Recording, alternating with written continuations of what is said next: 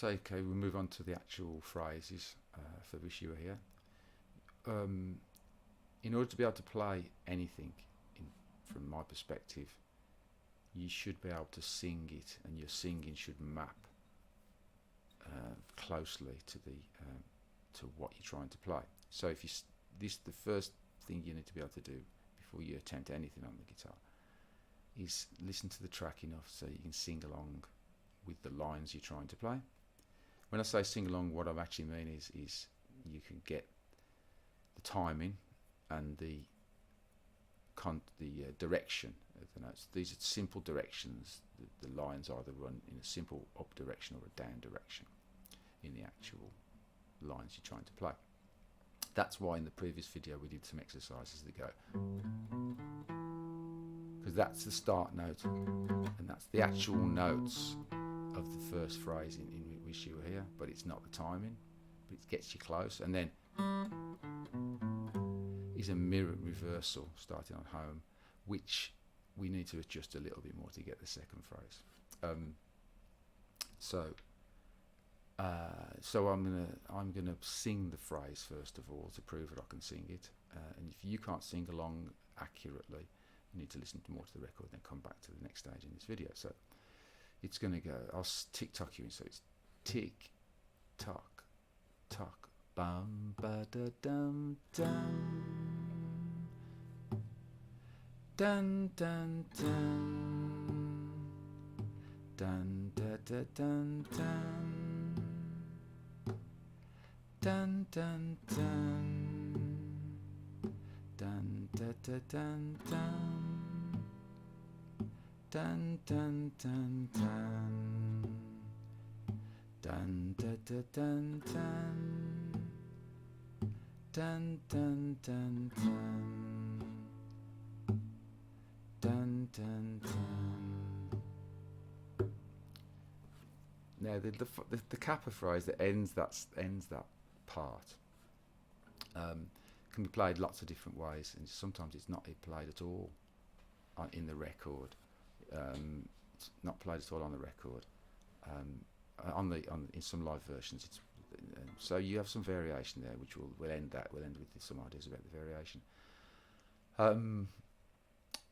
But apart from that, the singing, the thing to take note of is the third element, which I've talked about in the previous video, which is the number of beats that you take between the chord being played and the next phrase starting. So it's like dun da da dun dun 1 2 dun dun dun 1 2 dun da da dun dun 1 2 dun dun dun 1 2 dun da da dun dun dun dun dun dun, and that's all the phrases except the kappa phrase. And you can see it's 2 beats. At the third beat, the phrase starts, but my guitar, I'm only playing the chord, so obviously, but hopefully you can see that. So once you've got that idea, it's just now a case of let's look at the phrase. Let's translate the singing onto the neck. First phrase, easy, because you've already played it.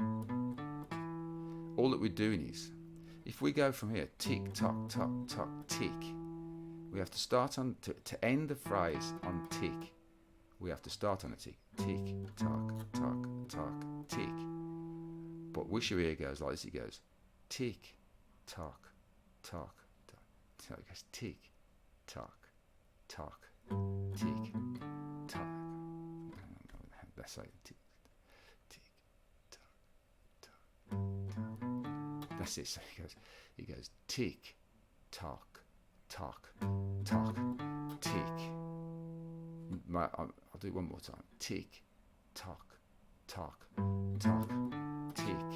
I have to play it at that speed to make sure I get it right. But you can rewind over that until you can be sure that I'm doing what I say I'm doing, which is the phrase ends on a tick. Right, in the timing of Wish You Were Here. But you'll notice it doesn't start on a tick. It goes tick, tock, tock. Starts between the tock 2 and tock 3. This is where my ticks and tocks start to break down a little bit, but I'll gloss over that for now. So the point being, if you've got to get to here on a tick, and you've got to play the same notes, the gap's got to close up, which you relate to as speeding up. And the rate of the notes appearing speeds up here, and it slows down for the last note. Da, da, da. Those 3 notes are at half the speed, double the speed, half the gap. Bom, da da dun, dun. So if I make the long gaps even longer, bom, da da dun, dun. You can see the 3 notes in the middle bunch up. I mean, this is just to help your ear. You know, this is just clarifying what you can already sing. So, da, da, dun, dun. Now, as in the previous exercise, the start note of the phrase that leads to G is home. Next note up, this string.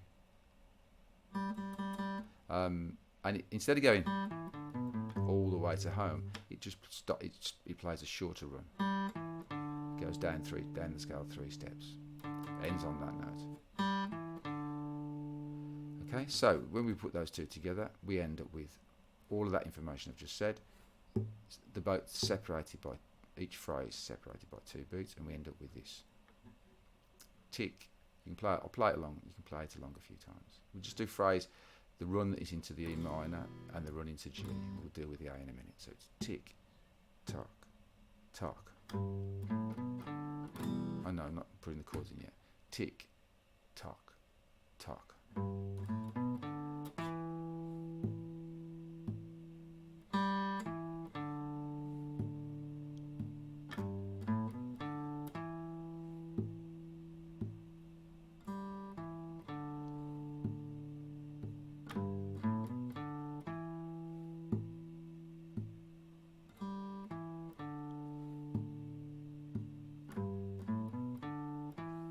Done that a little bit slower, so let's take it a bit. I'll do a slower one.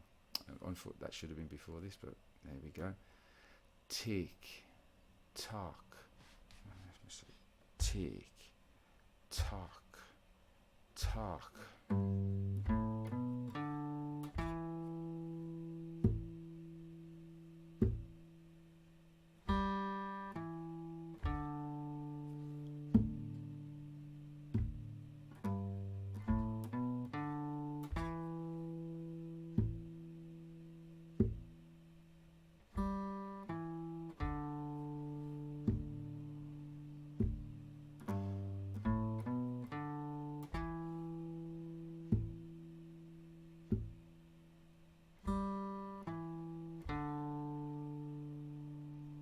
Okay, this is something for you to go over and play. Hopefully you don't need to do it too much. If you can sing it, it's just about getting your fingers working.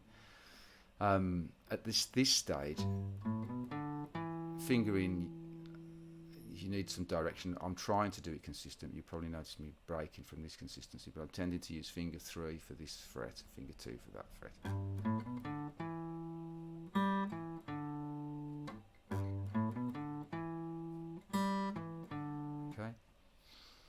The interesting thing now is in the function of the phrase is actually to lead into playing a chord. So if I just demonstrate that, instead of going, okay, I play. Just the last note is embedded in an E minor chord. You'll notice if I play the phrase like this, finger 3, and finger 2 there, that note is in position for the way I play E minor. If you like to play E minor with 2 and 3, then I'd suggest you play the whole scale run with finger 3, because now you've got the race to put E minor in that way. So all the work that you've done playing scales can directly translate into voicing your chord. I'm going to go with finger 1 and 2. Can't keep doing both. So, but you'll notice this is about learning to spell with your fingers. the stuff and integrate the chord at the end of the run. So as I run the riff, this finger goes into the last note, but the whole chord goes on, and I just strum the whole chord, and you get the audio illusion that the note is still there, but you get the kind of it's not an illusion, but you get both the chord and the note sounding and being perceived. So now to play to the G, we can play this like almost like an arpeggio, because our start note is in the E minor chord, our second note is in the E minor chord, and all we need to do is take our fingers off to get the third note. And that third note is embedded in the G chord. So you're basically playing an arpeggio, the kind of chord arpeggio, and then the G chord. So it doesn't feel like you're playing three separate notes. Can you see? But it makes your fingering more economic. Instead of going like this, you're playing just. Oh, sorry, yeah. And then that last note, you replace with the full G chord. Whichever G chord you play. I tend to play my lazy G, but I'll put the odd one in there for you. So this is just spelling.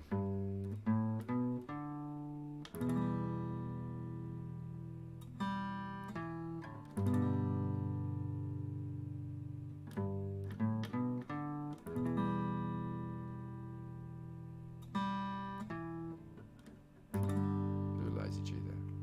So that's mostly technique. If your ear's working on them, you've already done you've got the lines working, you should be okay. Now, we've got two G minors in the intro, E minor G, sorry. And then we got the same run, the third time, it's the same run into E minor. And then we've got to get to A, which means we've got to get to the root of A. So it's just a matter of which of these notes do we start our phrase from. So if I play it,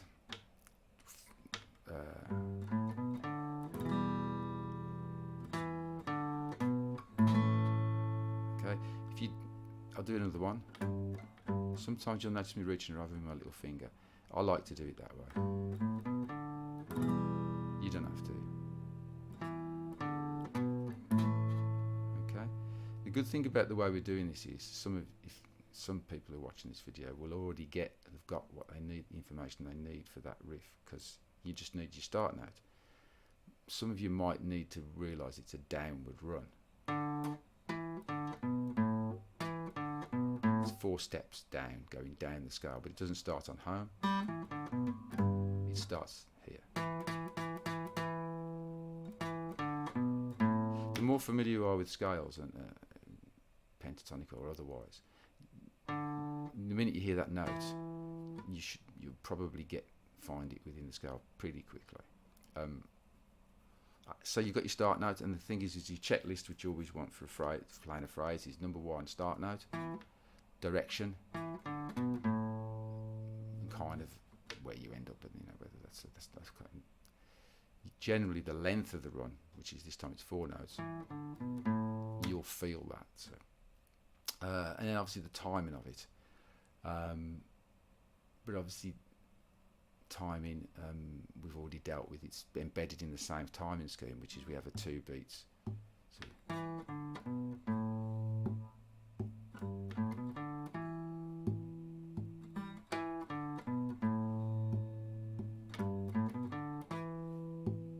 same as the run into E minor. 2 beats there after the run into E minor. 2 beats there after the run into A. And obviously the chords jump, the chords tag into that. So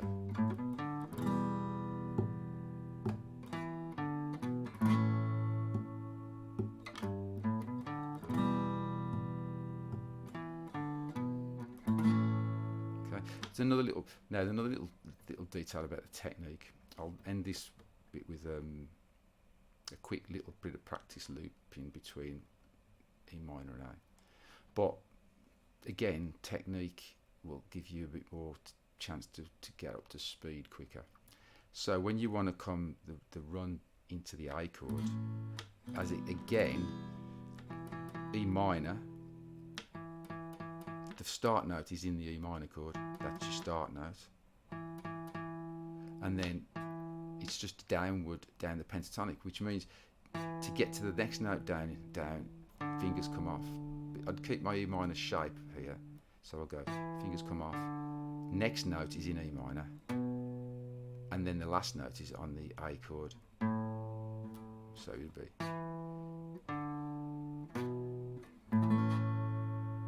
okay.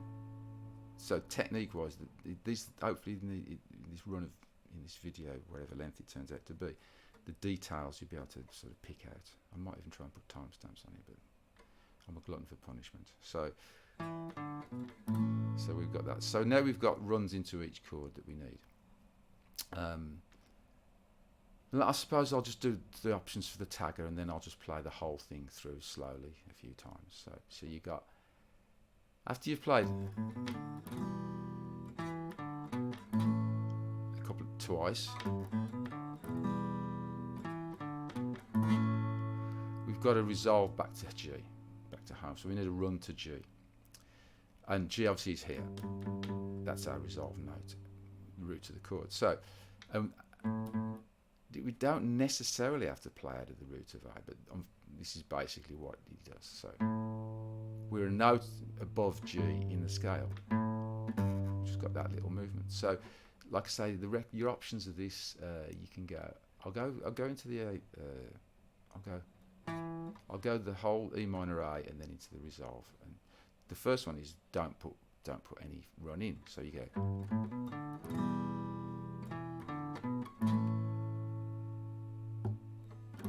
Just take extra beat and just hit a G chord. That definitely happens in some of the live versions.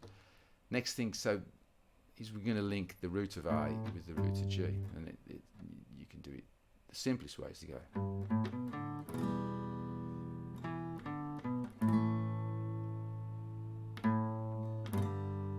Just play one A note instead of the full chord, and then play your G chord. That will give you a little link. Then you could fancy it up, but keep the direction the same. So we could go.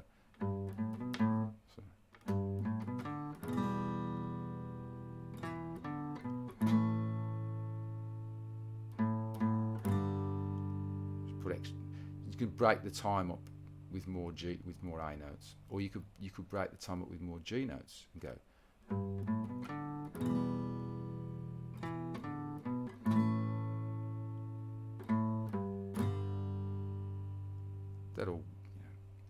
This stuff is so simple. You can just do it aesthetically by your ear. But I think it's probably for some of you it's worth outlining the thought processes. So.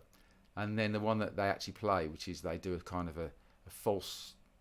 This is way too much for such a simple phrase to sort of build a narrative around it like this. But they go in the wrong direction, so they start to go up and then go back down to G. It's very, very common.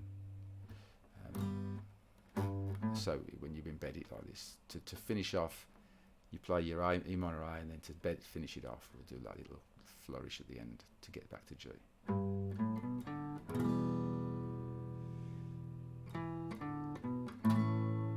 then the little flourish up and down. Caught me guitar, so I'll do it again.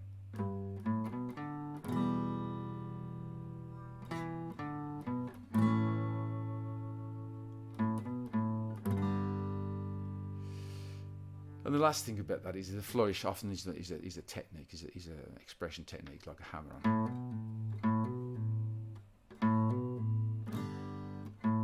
And a hammer on and pull off, so you hammer on and then pluck sideways. Okay? So putting all that together is, we'll go, so it's, think, you can watch this and think about all the details. You want to be able to attend to all the details that we've just covered without it overloading you. So this is why you do a lot of repetition and practice, and you'll practice the phrases separately and then bolt them together into bigger and bigger structures. So tick, I'll tick-tock you in, and then I'll put the beats between the phrases. I'll do it quite slow, but remember on YouTube you can slow it down just by, I'm trying to use my finger now, where's my finger? Somewhere down there, use the cog. I should really play it at normal speed. In fact, I'm going to play it at normal speed because, like I say, the cog, why do we do it there? That cog, always use that cog because you can drop it to quarter speed, which would be very, very slow. So, and you can do it after I've done all my talking. So, tick, I'm going to do it normal speed. So, it's tick, tock, tock, tock, tick, tock, tock.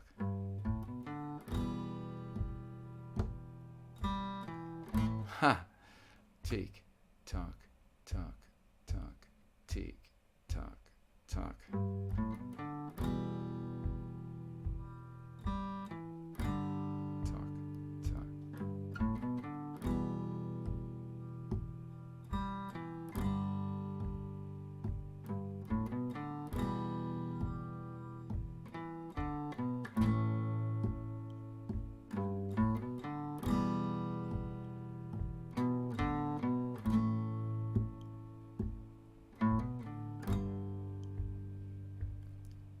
I'd like to say that the few mistakes in there that were there deliberate, but every cock up is a teaching opportunity. So you'll know that you're playing it well. You can play it when, if you make a mistake, it doesn't disrupt your timing or disrupts your timing minimally. So there's plenty. You can rewind that section. You can play the record. Once you get an idea somewhere along this, you won't need to watch the entire video more than once, because you probably only need to fit in certain aspects of what I've talked about. And this last one as a play along, once you can do it at that speed, you can slow the record down. This might be a little bit clearer for your ear because there's nothing else, but the record is just as good, and you're probably just as good to play along with that, because on top of everything, the important stuff is to get through all this as quick as possible, this structural stuff, so you can get to listening to what the expression is, the way it's the